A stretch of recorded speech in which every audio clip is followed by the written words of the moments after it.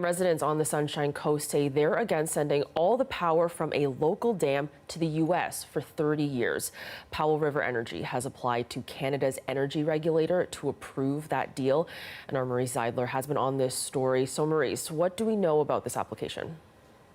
So, as you mentioned, the application was submitted by Powell River Energy, Inc. And this is the company that operates the dam that powered the local mill in Powell River from 1910 until 2021. And that's when the mill shut down.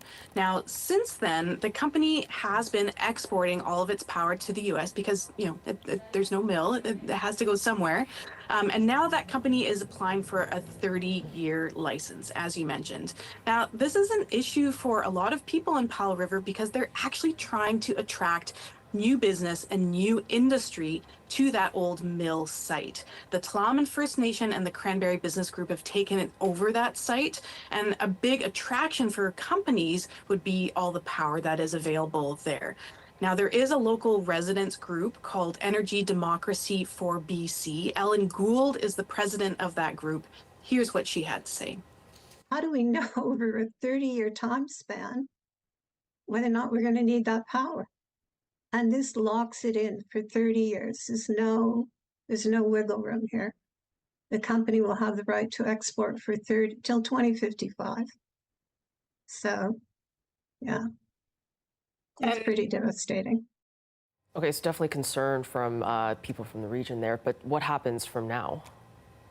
So originally the deadline to give feedback to Canada's energy regulator was tomorrow. The Tla'amin First Nation applied to extend that deadline by 2 weeks, and they just found out yesterday that that application was granted. So now the deadline to give feedback is October 4th.